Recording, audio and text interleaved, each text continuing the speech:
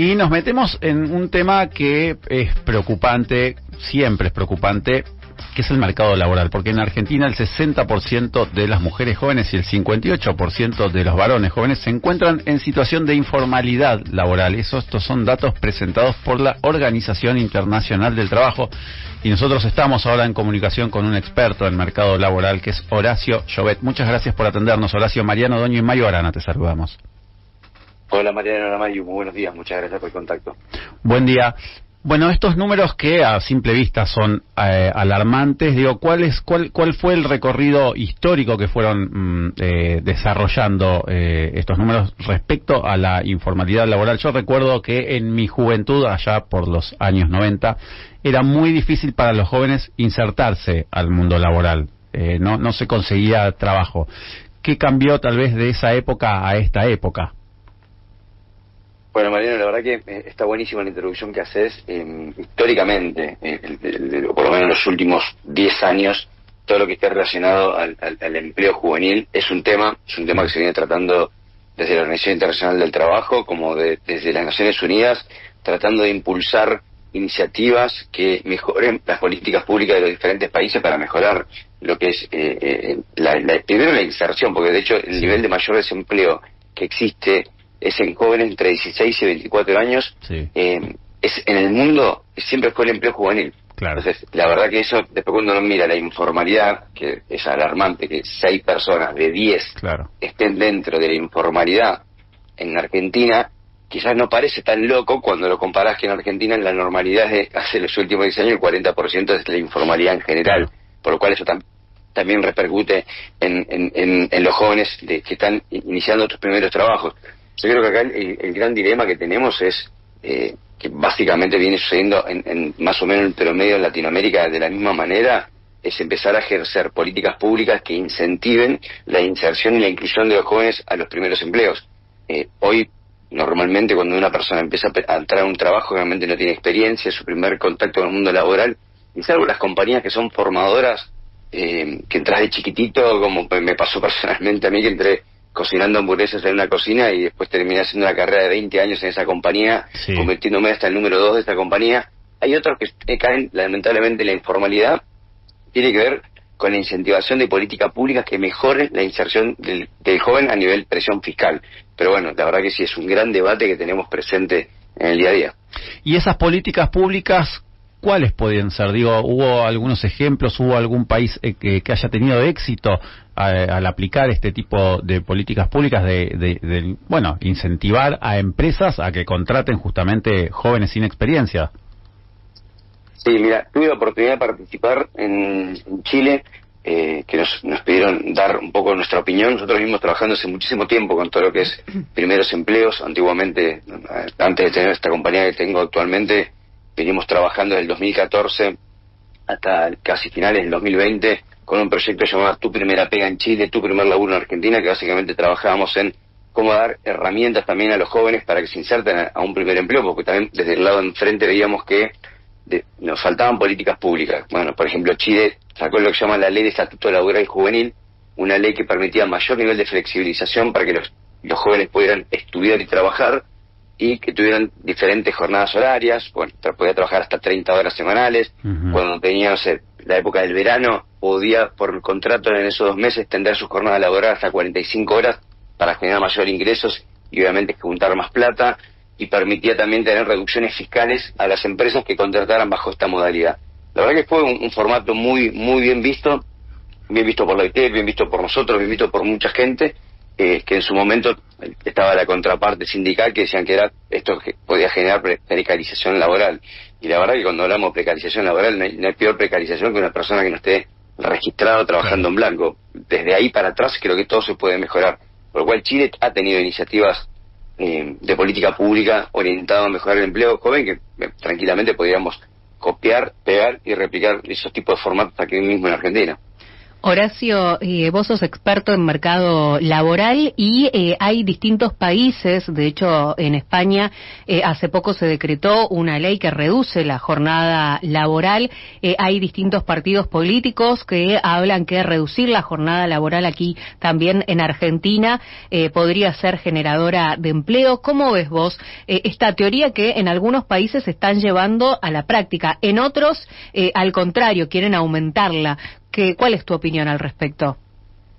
Sí, yo creo que la modalidad a nivel global va hacia la reducción de la jornada laboral. Digamos, Argentina, de hecho, es el país que mayor cantidad de horas trabaja en toda Latinoamérica. Somos el país con mayor cantidad de horas por contrato de trabajo desde el año 1920. Si no recuerdo que figuraba las 48 horas semanales. Sí. Ahora, volvemos al mismo ejemplo de Chile. Chile sacó hace 2 años la reducción de la jornada laboral de 45 horas a 40, que lo van a ir haciendo de manera paulatina, de una reducción de 1 hora por año. O sea, va a tardar 5 años el proceso, porque es un proceso que tenés que adecuar a las compañías, a las empresas y principalmente a las pymes en este cambio, porque claramente que si vos reducís la jornada laboral, está comprado empíricamente en todos los países que se ha implementado que la gente tiene mejor bienestar, reducís el burnout, todo tipo de enfermedades que son generadas por el empleo, pero también permite que haya más personas trabajando, entonces se federaliza mucho más el empleo. Y por todo lo que se ha medido a nivel productividad, que era el gran dilema que había del otro lado, la verdad que la productividad en todos los casos ha aumentado, con lo cual eso va a llegar. ¿A Argentina va a llegar? Sí. Ahora, Argentina está en el momento de esta discusión y yo creo que Argentina tiene que todavía reparar montones de temas de la reforma laboral que se está implementando, de ver qué sucede, qué resultados está obteniendo, porque muchas veces nos quedamos zancados en la discusión política de si está bien o está mal una determinada ley, después nadie la está controlando qué pasó con esa ley. Claro. Me gustaría ver, después que se aprobó la reforma laboral, bueno, 1 año en el Congreso presentan resultados. ¿Qué pasó? Se mejoró el empleo, se redujo la informalidad. Bueno, me parece que tenemos que empezar a medir con resultados cómo impacta cada ley, y si hay que pedir marcha atrás, se tiene que hacer marcha atrás. Pero el mundo está yendo poco a poco a que trabajemos menos. Bien, me surge también una pregunta respecto a eso, es cómo, porque vos marcás que la productividad creció de las empresas, pero claro, uno piensa desde el lado del empresario y dice, pero espera, yo lo primero que me va a pasar es que voy a tener que, para cumplir la misma cantidad de horas de producción, pagar más salarios. Entonces, ¿cómo puede ser que eso me lleve a un beneficio? ¿Cómo me va a traer un beneficio si a corto plazo, en principio, voy a tener, no sé si duplicar los gastos, pero sí me van a aumentar los gastos? Cuando uno lo escuchamos directamente, es así. Sí, claramente es así. Yo creo que ahí donde más va a impactar ese tipo de políticas es principalmente en las pymes, que les cuesta mucho más. Una compañía grande, mal que bien, tiene un poco más de espalda. Las pymes generalmente si no tienen la espalda para tomar ese tipo de iniciativas. De hecho, se está hablando, en Chile se empezó a implementar políticas para las pymes para ayudarlos de manera de a poco ir haciendo este cambio, ¿sí? Desde reducción de presiones fiscales y demás, que bueno, lo que te ahorras de acá lo puedes volcar en los sueldos que tenés que estar poniendo para agregar una persona más. Pero es como el círculo vicioso, el círculo virtuoso, ¿no? Digo, ¿qué quiero decir con esto? Es, en un momento cuando vos veas que implementás y que tu gente viene a trabajar más contenta, viene a trabajar con más ganas, es mucho más sana y es mucho más productiva, lograr los mismos resultados pero de otra manera. Entonces creo que ese es el gran cambio de paradigma. Claro. Y que el empresario también tiene que cambiar esa mirada vieja que veníamos del patrón de fondo, que mirábamos si fichaba o no fichaba. Creo que la pandemia nos demostró que el mundo está preparado para trabajar de una manera distinta. Y bueno, va a ser todo una transición en la cual tiene que estar el compromiso de absolutamente todas las partes. Ahí, Horacio, es también donde me quería meter, porque tal vez, y preguntarte justamente que lo que estamos tratando, el eje de la nota, gira alrededor de los jóvenes y su inserción en el mundo laboral.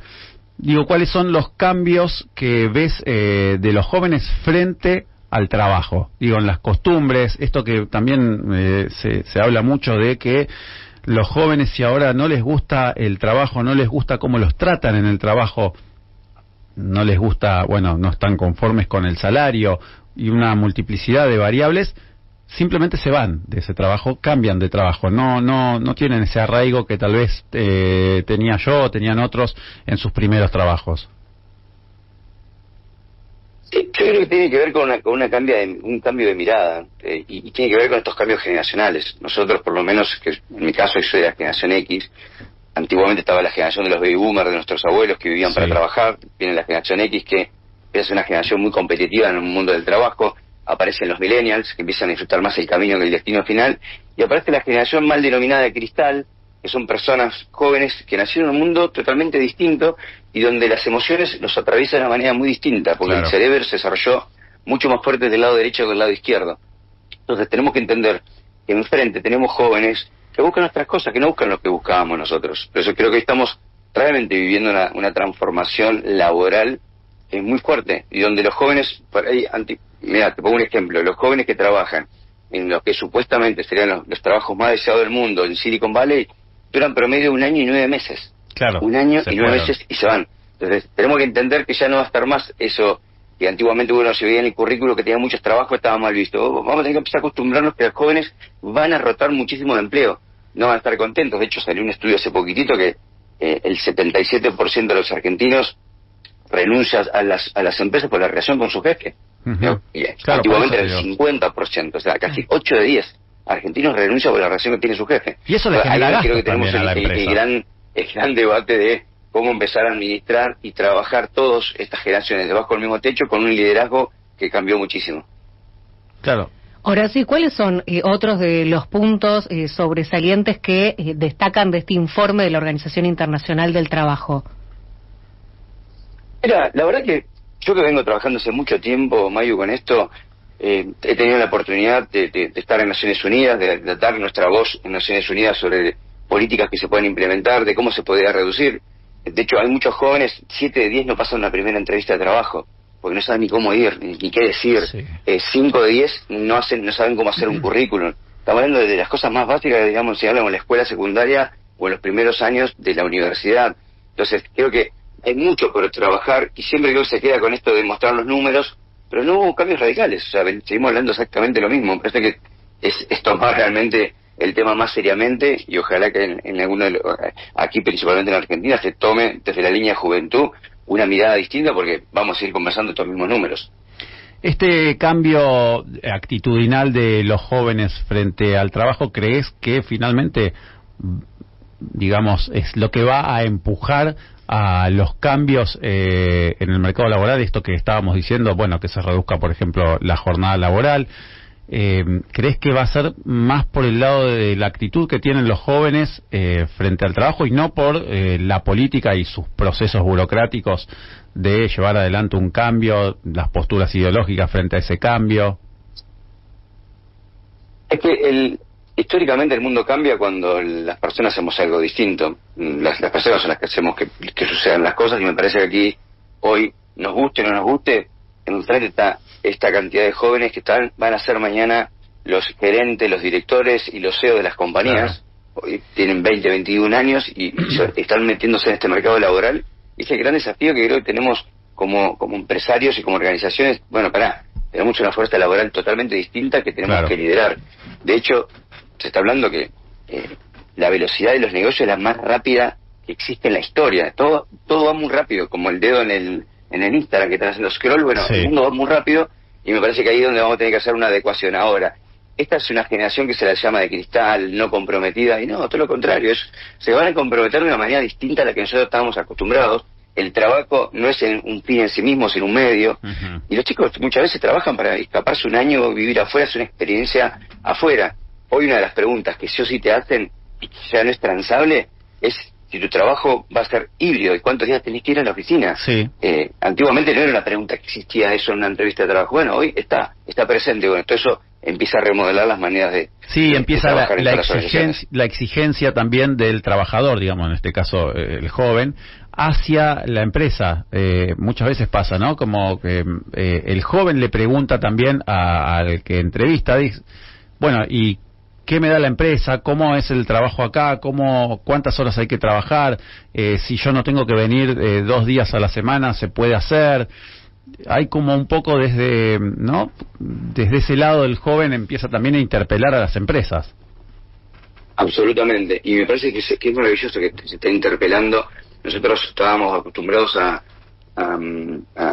y como en mi caso, yo trabajé 21 años en la misma compañía, es impensado que eso suceda hoy. Claro. Que una persona esté 20 años en el mismo lugar, o como nuestros abuelos estaban 30 años en los trenes, y no va a suceder. Hoy tenemos que acostumbrarnos que la mirada es muy distinta, pero me parece que está bien, me parece que hoy los jóvenes eligen, si hasta incluso la empresa es responsable con los productos que fabrica. Sí. Nosotros antes buscábamos trabajo y agradecíamos que nos dieran trabajo, sí, y laburábamos y punto. Bueno, hoy cambió esa mirada también. Y el cambio también de esta mirada no quita que haya cantidad de profesionales para distintos ámbitos que son tan necesarios básicamente para subsistir. Creo que sí, y mucho más en esta revolución laboral en la que estamos viviendo, que estamos hablando que de acá a finales del siguiente año va a haber 97 millones de puestos de trabajo nuevos que hoy no existen, generados por la automatización, la robótica y la inteligencia artificial. Claro. Eso está incluso acelerando toda esta remodelación de trabajos. Las empresas están reacomodando, están entendiendo. Los jóvenes vienen con este match de estar mucho más conectados y factibles a incorporar tecnologías a su día a día, versus los adultos de 45 o 50 años que van a ser los que van a empezar a sufrir este desempleo también, porque se van a tener que readaptar muy rápidamente a los cambios tecnológicos, y es algo que está sucediendo y tenemos ese gran desafío. Muchísimas gracias, Horacio, por esta comunicación con nosotros y por aclararnos cómo está la actualidad del mercado laboral. No, muchas gracias a ustedes, que tengan muy buen día. Igualmente. Escuchábamos a Horacio Llobet, experto en mercado laboral.